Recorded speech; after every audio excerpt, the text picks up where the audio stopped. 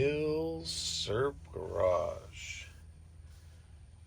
Coonan 357 Magnum Automatic. This is the full-size 5-inch version. And we have the compact 4-inch barrel version.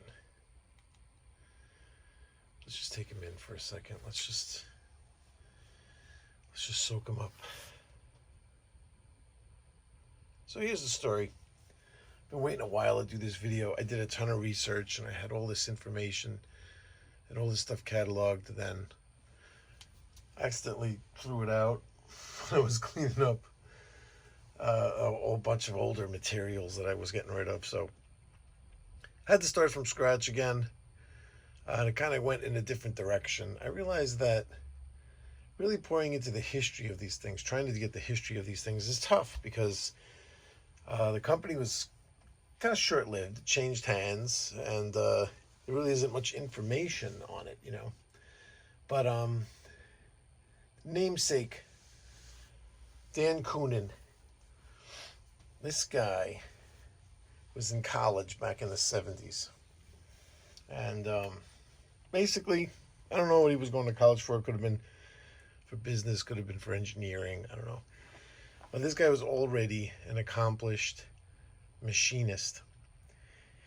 And he had like a little bit of a conversation with a buddy of his there in school, that his favorite round was the 357, and his buddy extolled on the virtues of the 1911 platform, so that the 45 is the best. And it's like one of those common arguments you'd have back and forth. And he realized that there was maybe an opportunity to make something really cool if the cool parts of the 1911 design could be combined with the awesomeness of the 357 round.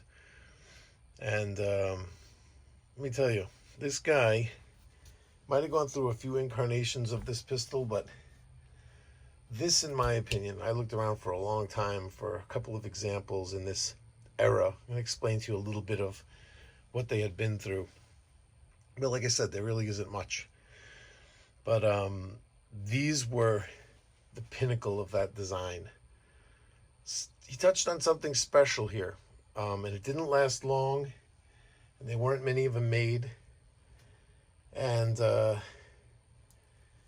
yeah, you know, when I first started getting into these, and I was going to do a video on it, there really wasn't anything out there. And in the past, year, I've seen Forgotten Weapons and others. I've just seen like videos popping up on that. Their popularity increased, and but luckily, that's okay. My buddy's on YouTube. Listen, my viewership pales in comparison to some of these larger channels. Let them get in there, and if anything, it helps me do my videos. But what was cool about it was that I was able to get in there before the price really went absolutely insane on these guys. So let me get out some of my notes. So the original design for this, the original ones were made in St. Paul, Minnesota. I'd say around the 80s. Beginning of the 80s. 83, I think, is the date I have where this company first started. Now, the important thing for making this design, you would think, you'd look at it, you'd see, just looking at even the dimensions, you'd say, you know, there's definitely a lot of hurdles to overcome here with the 357 cartridge, because nobody had done it before. It's a rimmed cartridge and a semi-automatic gun. It's true, but really, it was the magazine. The magazine is what this guy Dan Coonan did his master thesis on. The magazine is what made this all happen, and happen as reliably as he did it. And you could see right away, it looks like something's kind of wrong with it.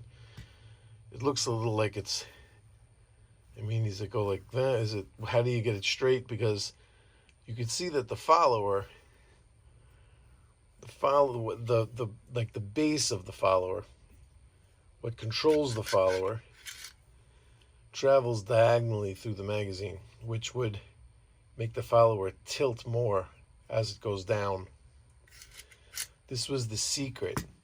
I mean, come on, they've been putting rimmed cartridges through magazines and 22s for years, but you see that that's how they did it. Very similar, in a similar way. With this, the magazine, the follower, it's called an articulated follower. This is what did it. This is why also these magazines are, they cost a fortune. This is why I got lucky. When you buy one of these, you get some extra mags, because you're not going to want to buy them separately. So if you see somebody selling one of these things, say you're looking on Gunbroker or something like that, don't just see a higher price and just run. I mean, really look at what this guy's got for sale, because I think a lot of people might not have bid on the one I was bidding on just because it was a higher price. So they might have ran to like lower priced auctions, but not realizing that some of them only came with the one mag that was in the gun, without even a spare, but just getting 2 extras here. And with the compact's obviously a different magazine. I got 3 extras. So 4 altogether. So that makes a huge difference, because like I said, you are not going to want to buy those separately. Just the magazine itself. You'll definitely go broke doing that. So yeah, where was I? 1983. So in 1983, see, this is where it gets a little weird. I'll give you some of the dates here. It looks like he might have sold the whole company in 85 to Bill Davis. This guy, Bill Davis. But he still was with the company. He sold the company to Bill Davis. I think he still kind of was working there, was still in on the company. But 5 years later, in 1990, he left the company. And in 94, the company filed Chapter 11 and was incorporated by JS Worldwide Distribution. And then Coonan Arms and JS Worldwide were dissolved in 98. And then, so from 83 to 94, these were made in St. Paul, Minnesota. And from 94 to 98, they were made in Maplewood, Minnesota. And that's when they ceased operations in 98. And now Dan Coonan was convinced to come back to this company to try it again. I think he bought up some of the older parts or something like that. He partnered with Dave Neville and Gordy Davis. This is like this is the tough information to come up with. This is some that took tons of research to even find these guys' names. And in 2009, he brought back the company as Coonan Incorporated. And they reintroduced this 357 Magnum Automatic, calling it the Classic. And they made them until 2019. So there's like 10 years. 10 years for these, where they look like this. And these were called the C models. So the first ones that they made in 83, these were called the A's. They were heavily modified 1911s. It's not so much a lot of their own parts. They were modifying. Reminded me a lot of. Do you guys remember? We did the Daytonics. Remember the Daytonics? How cool is this thing? I just spent an awesome day at the range with the Daytonics a couple of days ago, by the way, and went through like a couple of 100 rounds through this thing. Man, does this thing run? This is like no prototype. These things are real deal, and I'm sure that Dan Coonan had his eye on what Sid Woodcock was doing over here with the Daytonics back in the day, and was very interested. But the Daytonics is just a heavily modified 1911. I don't think there's any parts. There are parts that are not interchangeable, of course, because they're modified to be smaller, to fit in here. And but he didn't manufacture many or any of his own parts for the Daytonics. But the design, there's a couple of things. The design in a couple of ways was kind of odd. And this is why because I own a Detonics, and I was very into these when I first got this one. Did a lot of research on these too.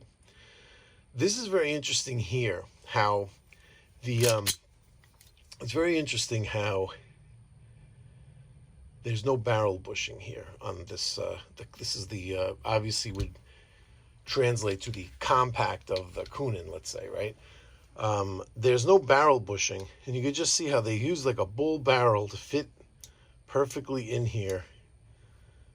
It's just an interesting type of design instead of using, and look at the Coonan. Very interesting, huh?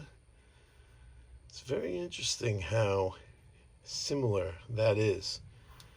And this wasn't common to not have a barrel bushing there and have this type of look to it. Plus there's multiple springs in here on this guide rod.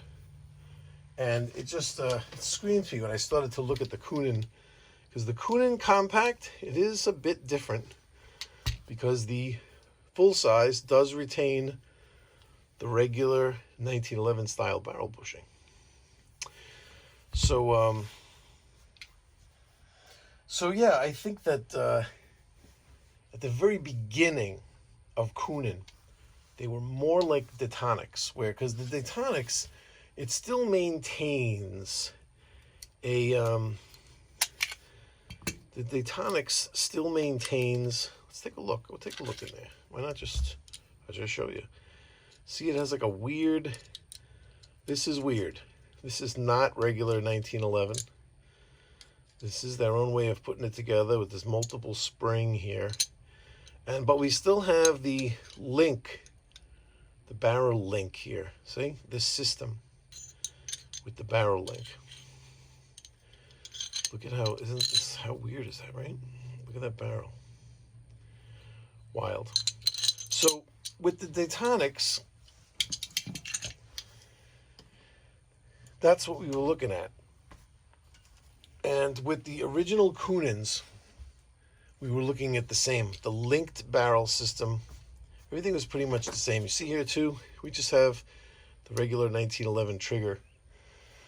Let's see what we'll do. Let's get rid of the compact for now. Let's just get a Delta Elite out here so we could just even compare size-wise to it and some other things. See the trigger on a 1911, if you ever paid attention, it just kind of like the whole trigger just kind of slides back into the frame. The whole thing like that all at once. But if you notice here, we actually have a regular kind of pivoting trigger that pivots off this pin right here. It actually has a pivoting trigger. Well, also, inside of here, we don't have the linked system either. We have, let's just, like, look. I don't have to be all over the place. Let's just jump inside the compact here and just take a look. Let's just take a look. Let's look and see. Let's see what we have. What do we have inside here? First of all, the machining is amazing. You know this Coonan, Dan Coonan, right? He was already an accomplished machinist making gyrocopter parts. Now, the thing I know about aviation stuff is always machined to perfection. You could almost like smell that aviation stuff around. And that's exactly what this guy did. And here you could see we have the linkless barrel system. This is the Browning high power system. Plus, we also have a trigger similar to the high power. Where's the high power? What was, we don't have a high power out here? What's going on? We have to have a high power. All right, so the high power, we have a regular trigger pivoting on a pin. We have that same linkless system in here, I promise you. And remember another thing we discussed about the high power was this extractor here is mounted on the side. It's an external extractor that it pivots on a pin, right? So the here we go with the Coonan. Coonan has an external extractor here. You can see here's the pin that it pivots on. And it pivots here like this, as opposed to the older 1911, well, I shouldn't say older design, but the more conventional 1911 design. You don't see the extractor here. It runs through the slide. The thing about this is that it's just like a leaf spring, that the metal itself bends each time, bends over the bullet, bends over the bullet. It actually bends back and forth. Whereas this, a lot of people say it's better because it doesn't bend over, it pivots. It literally has a spring behind it here, and it has a fulcrum where it just pivots over the rim, which would definitely last a bit longer. So yeah, do we have to go all the way in here? I could show you. This is actually very interesting here. Check this out. You need you need to do something a little special here to take this guy apart, even, because remember in the Daytonics we had something very similar up here, right? But this guy, he decided he's going to do it a little bit different. And what you got to do is you have to push this far enough forward, push the barrel far enough forward to expose this little hole here. You use a bent paper clip to go into that hole, and that relaxes this. It like pins the spring, so it relaxes the gap that you have there to be able to get it out. And again, look at the barrel, very similar. It's very similar to that Daytonics barrel. Where's that Daytonics barrel? Get everything over here but the barrel. Where'd the barrel go? Get it out of there. Look at the, tell me that these guys didn't have lunch. Well, one guy was in Seattle, one guy was in Minnesota. But somebody was paying attention. Now, Coonan, he added this lip on the back there. What that does is it meshes into here to make for a more positive location of the barrel when it comes up. Very precise. That's how those aeronautical parts engineers were, trust me. And yeah, but other than that, look how this is very similar here, right? This is the look to this. And yeah, so let's get it back together. The oops, does it go? Which way does it go? Oh, it goes in that way. Here we go. What am I doing? And then you have to, once again,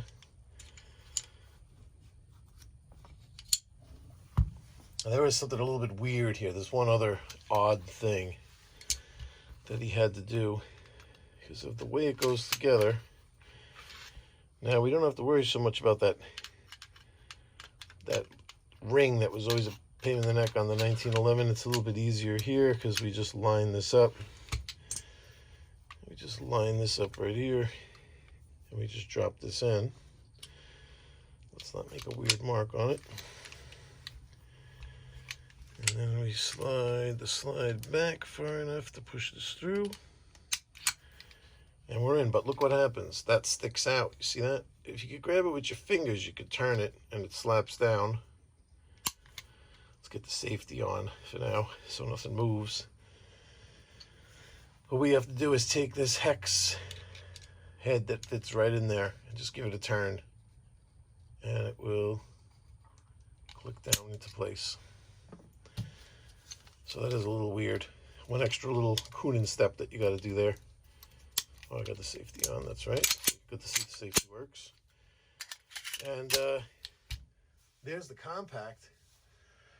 And the full size, not much of a difference from the conventional 1911. You have your regular bushing that you would take off in the front.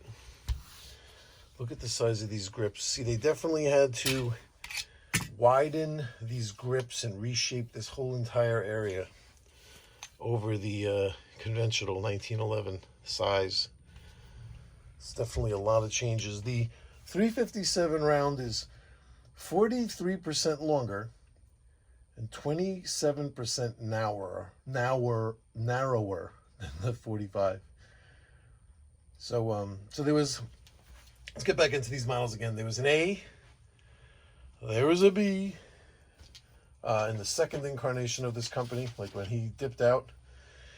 And then there was a C. And the C's, these are the C's. They had this full size, they had the compact, and they also had a compensated version. And there were also several little different types of designs. They had black finishes, and here I got some interesting stuff here. Let me see.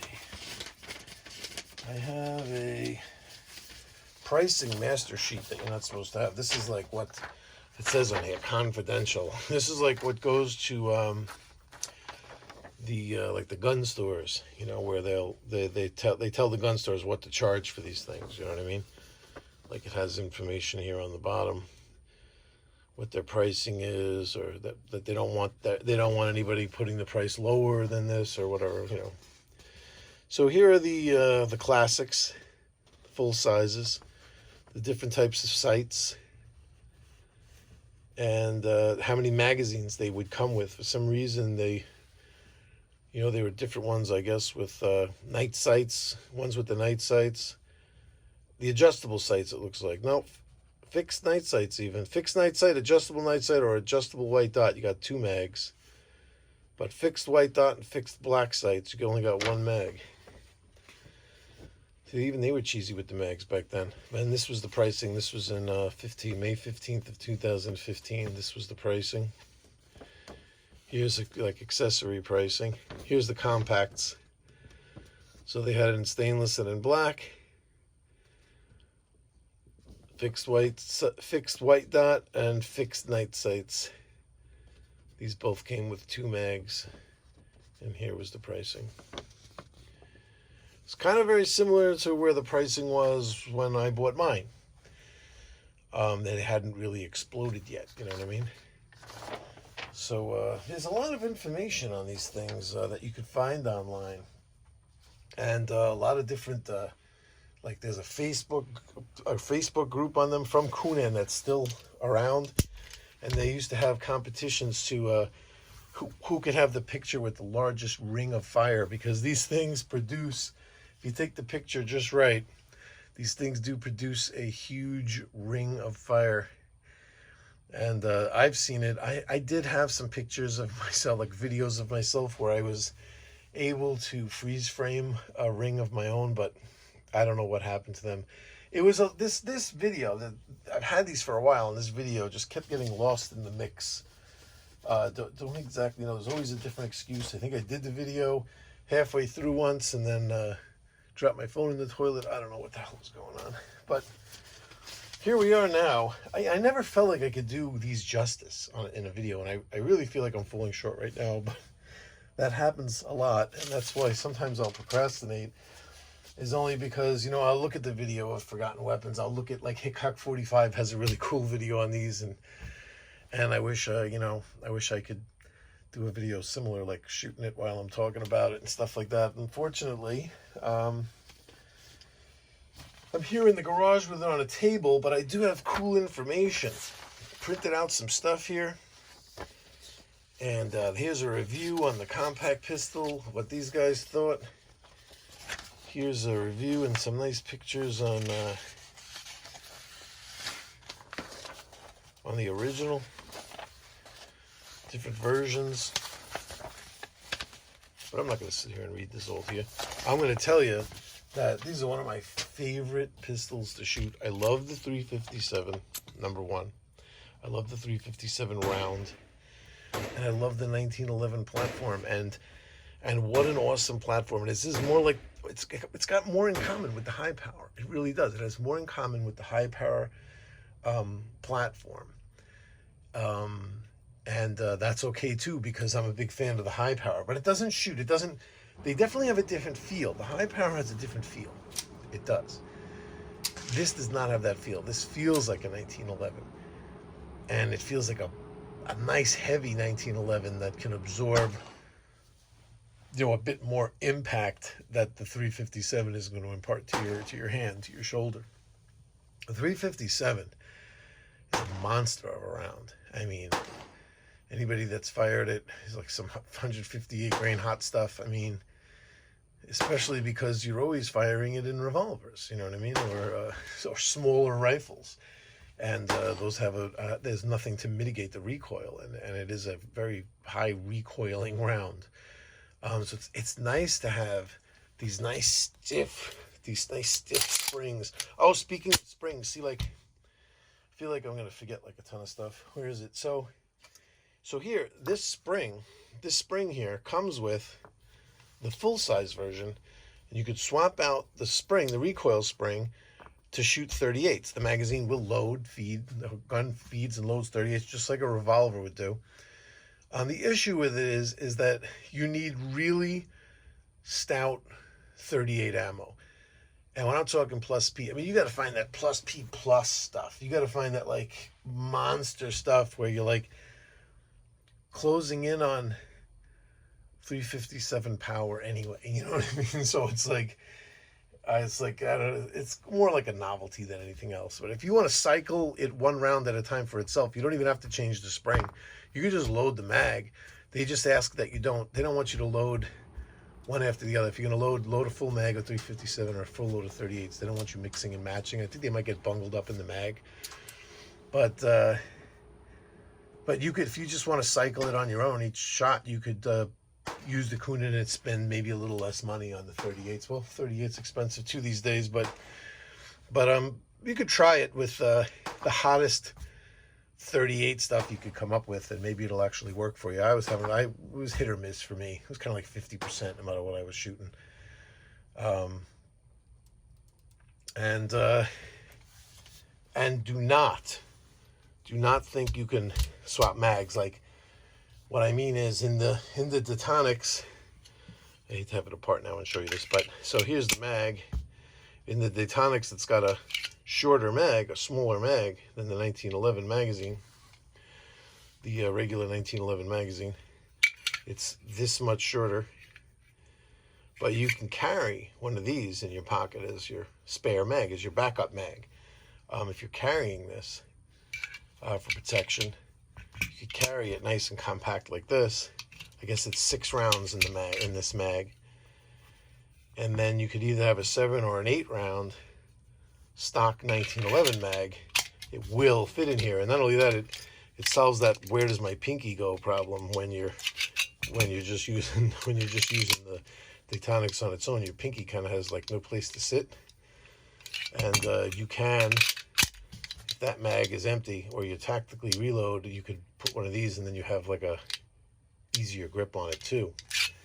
You cannot do that with the Daytonics. You cannot. If you try to put the larger mag in the compact version to think that it'll just stick out and you'll get that extra round, that's not what's going to happen. And I almost damaged one of these magazines. And like I said, damaging one of these, like this magazine costs more than a lot of guns in my collection. So you have to be really careful. Let's load one of these up. And we got the realistic snap caps here. Haven't had them featured for a while. They're still around. They're still my bros. Talk to the guy every once in a while. They're an awesome company. Got some detractors here that are like, they say they look too real. And they don't like that they look too real, that they could confuse their ammo. I don't know, sometimes people write things in the comments where I'm like Hickok 45 said once, he goes like, maybe you should really reconsider whether you should be even like doing anything with firearms if you can't separate like ammo. Like, there's a lot of more things to be more responsible about than that regarding gun ownership. I mean, so many things that you can't screw up. So you can't expect people to hold your hand all the time, and like, you know, there's no elbow pads and helmets and guns. You have to have your wits about you. You have to watch what's going on, and you have to not make these stupid mistakes. You can't just say like, well, that opens the avenue for a stupid mistake. It's like, just don't make a mistake. You know what I mean? If you don't do the wrong things, then the wrong things can't possibly happen. So I check these all the time to make sure I keep strict separation. First of all, I don't feel like I need to explain myself. I keep very strict separation of my ammo and my guns. I really do. And that's important. And these snap caps, they're not just all laying around mixed with, there's no like rust set stuff going on over here, okay? I am watching what's going on carefully. Just one more, right? Does it fit another, or am I bugging out? Yeah, one more. Look at that. See how they go in there? See how each one is tilted more than the next? You could almost imagine if you were in there, you'd see that stops the rims from binding, right?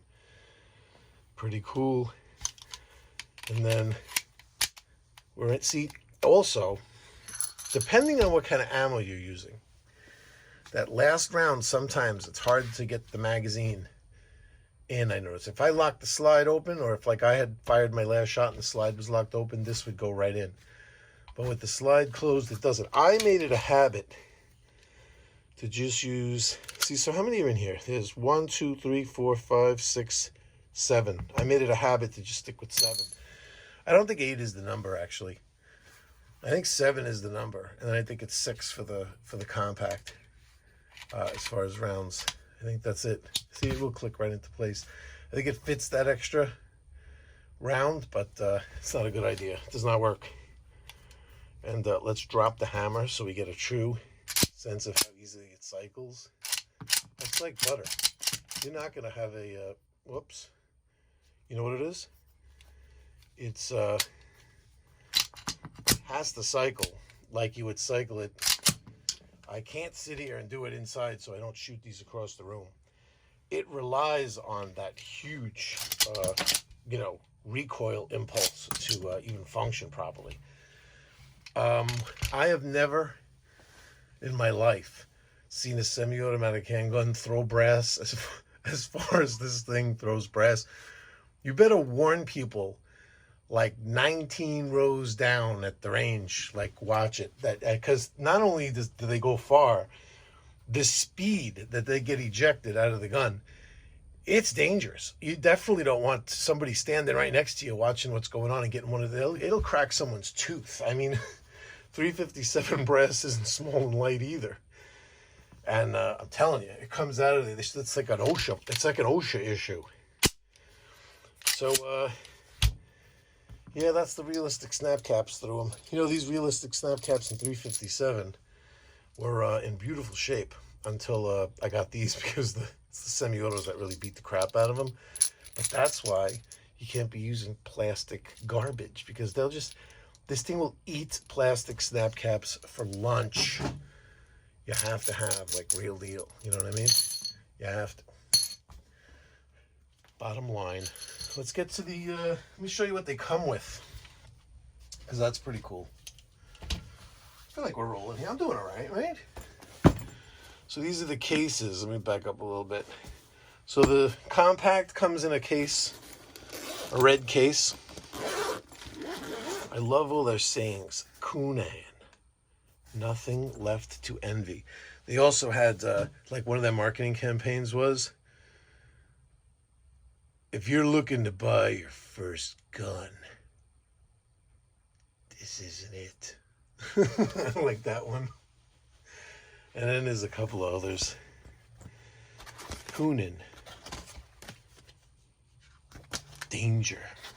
So what do they come with? They come with earplugs. This is something I think you pull down the magazine follower with it to help you load if you're having problems. I never noticed that it was a problem. Couple of spent casings. They let you know everything was all right. This is what was wrapped around the grip. I saved everything. So I have the original instruction book for this guy, which is pretty nice book. Does show you all the stuff I was just showing you to do with the paper clip. See, I wasn't lying. They got a paper clip. Didn't make that up. That is the actual procedure. And it's nice. It came included with these Aluma grips, which are nice. These are nice and heavy, these grips. I like these. So for the compact, if I want to, I can put those on there. Then what else we got? This is the box for the full size Badoon. And the full size, the guy swore to me that this is the owner's manual that came with it. So this might have been towards the end of production where they didn't even have owner's manuals left anymore, and maybe they would just throw in photocopies of it in there. He swears that's how it came. But they tested it. Same earplugs and magazine follower. We got no lock. We got no nothing. Here, this is probably when you had the compensated one with the longer barrel. They would just pop that out of there. And there you go. So it wasn't all roses, though. I got to tell you, there were a lot of people don't like Coonan, and I'll tell you why. They were having problems with production. They couldn't make enough of these. Kudos to him for not wanting to lower his standards. But they couldn't make enough of them fast enough. The people that were ordering them, there was a huge waiting list. There was a huge waiting list of people that paid, unfortunately, and another huge list of people that hadn't paid yet, but like they couldn't make them fast enough, and probably for what they were charging, they probably would have had to charge a lot more to produce them, but maybe they realized that too late. You know, maybe they were cruising along, they were doing great, and they took a bunch of orders for the prices like that I showed you, and they might have taken tons of people's money and then realized that they can't keep production up. It's one thing to make a successful product, to make a good design, to come with like all the engineering, everything, but to run a successful company, it's a whole other thing. You know, it's a whole other thing. And they couldn't keep it together. And when they went out of business, they left a lot of people holding the bag. And there's somebody out there, may have paid for this and never gotten it. One of these, you know what I mean? This is a little bit of a black cloud hanging over these things, is that, it's kind of like, a lot of people might have made a lot of money with Bertie Madoff, but they would feel really bad about bragging about it down at the, social club around the billiard table, because there might be a lot of people around that got hurt or lost their life savings out of that. So it's kind of like, I love these things, but I know there's a lot of people out there that did get hurt when they went out of business, and that sucks. But they are an awesome design. They didn't make many. Let me see here. Where did I write it down? I got that written down somewhere. They only made, believe it or not, they only made 1,200 of these things. So that's the number that I'm coming on. And I saw that in a couple of different places. Now, I don't know if they're talking about this Model C or they're talking about in general, all across the board. I don't think there's a lot of those older ones out there. They didn't really make a lot at the beginning. It was a fledgling company. They didn't make a lot of them. They are highly collectible, though, and you see them on Gunbroker once in a while. I'll throw up a couple of pictures of some that I'd seen. But in my opinion, I would stay away from those unless you're just strictly collecting. If you really want to shoot and you really want to, have something that's an amazing design that's really highly functional. I mean, these things are awesome. And what's good is, you don't really want to break anything, because there are some specific parts just to these that if they break, you're going to be, you might be stuck. So you need a robust design if you're really going to go blasting 357 out of something. You could work these things. I'm fairly certain you could work the hell out of them if you wanted to. They're just strong. They feel good.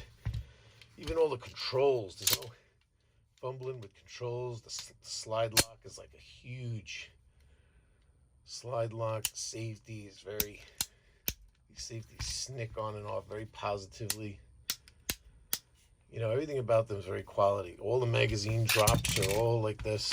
They're always, there's no problem with combat firing these things and really having a good time. They really are a lot of fun. And like I said, you just kind of keep it in your memory that some people did get hurt. So that's that. I think I'm going to throw up some pictures here. Take a look at some. I did have a ton of pictures. That's one thing I didn't lose.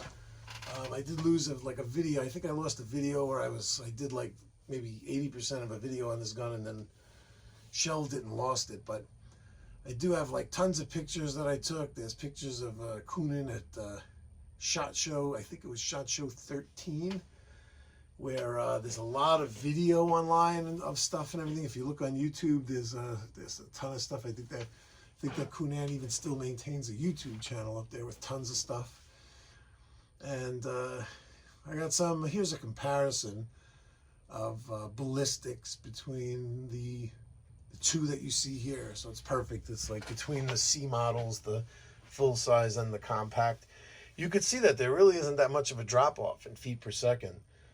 With the barrel is only a slight amount shorter, and with the 357, there's just a lot of the bullet push comes at the beginning. You know, it wouldn't really matter if like I've compared ballistics between lever action 357 rifles, and you would think, you know, like that with the 44 Magnum rifles, there's a ton of extra velocity because I think there's a whole lot of extra powder to burn.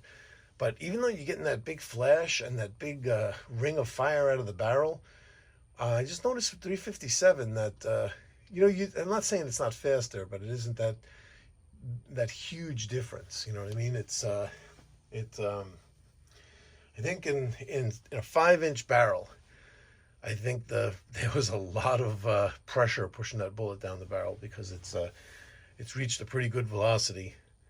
That even a double-sized barrel doesn't make it twice as fast. You know, it only makes it a little faster. And look at these grips, right? Look at the size. It's like, I'm a big guy. I'm 6'3". This feels so perfect in my hand. I mean, you have no idea. And just or like riding the recoil impulse from it when you're shooting too. You keep it really, really flat, level. I never shot the compensated one. I thought about buying one of the compensated ones when I was looking at these two, and it was just a little funky looking for me. You know what I mean? I didn't want to go for something that looked weird. You know what I mean? I really love the look of these. I love the way they look like that. You know, that's why I don't want to even mess with the Illuma grips or anything on them, or I didn't want anything blacked out or different kinds of treatments to it.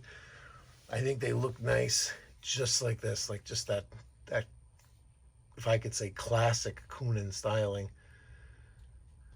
Just they look good for me just like that. And this one, it does have no dots at all. These are like the cheapest sights. Ken sights these are, but they're not, well, I guess they're adjustable. I don't know if this is what they meant by adjustable, or if they had other sights that actually had, you know, like Smith & Wesson kind of adjustable sights with a screwdriver. I'm not sure. Because these are adjustable. Well, yeah, see, but not for height, only windage. These can't be the adjustable ones. No, this must be the fixed sights. But this one does have the dots. I think all the compacts came with either dots or red dot or night sights. But the full-size ones you could get like this. But I like it. I love the sight picture out of them. And they're accurate, too. They are very accurate. So, yeah. That's the Coonans, ladies and gentlemen. I'm going to go. I'm going to go and I'm going to take these things to the range today and I'm going to shoot them. That's what I'm going to do. I'm going to have some fun. You want to take the full size apart? Let's take the full size apart. I want to keep these videos under an hour. I don't even care anymore. I don't care if nobody's watching after 10 minutes. I'm taking my Coonan apart. So let's see. Do I need the... I don't need the wrench, do I? I could do this just barehanded. Right? It takes a real man to take a 1911 apart without a tool. But I think I'm capable. Nice. Let's do it. It does pay to take it apart, actually, because this is kind of cool. This is kind of cool, this abbreviated type guide rod. I like that. That's kind of weird that it's that small like that. I do like that. And then the barrel bush. This is just you know, your basic 1911 barrel bushing. There's nothing different here. But the linkless system. why this linkless system was better was that supposedly when the link, when this toggle, what is this called? It's called a toggle link. When this started to wear, this is the Tonics barrel. When this started to wear, it just got looser and looser, and the tolerances opened up more and more. With this type of system, John Browning designed this specifically, is that as it wears, it somehow, I mean, I'd really have to just sit here and like really play around and see exactly what he had going on and what they're talking about and why. But supposedly, when it would wear into itself. So it would stay in the proper adjustment as it would wear. It sits right on top of there. Somehow the rubbing between here and here, it would wear out but still sit. See, like the feed ramp is right there. So it would just wear, but just wear into itself. It would just stay flat and still be able to pick up the round. You know, that's something to research. But let's put it together. That was one of the cool parts of the linkless system, was that it would wear into itself somehow. Like it would compensate for the wear in the design. The design itself would compensate for the wear. I like to turn that through. Get that in there. That there. And again, when you don't have that link, it makes it a little bit easier to put together, because what you got to do is get the is that the spot? Is it just right there? Oh yeah, that's it right there. That's where it goes. This goes right in here. We move that back. Clip that into place. The safety on. Now we just got to be strong enough to do that. There we go. We did it, ladies and gentlemen. So, done it all for you. The Coonan full size, the Coonan compact. We had a little visit from the Delta Elite. I figured I'd bust out the stainless steel version to show the difference in size. Would look you know, it would be compatible with the stainless look, but just different enough that a 1911 to be called its own thing, in my opinion. I don't look at them as modified 1911s. I definitely look at them as Coonans. And trust me, so will you. So you all stay tuned. We got some cool stuff coming up. Just bought a couple of new things that I just might put to the top of the pile because you'd like them. And stay tuned. Maybe we'll do one of those the next couple of days. See you all later. Take care.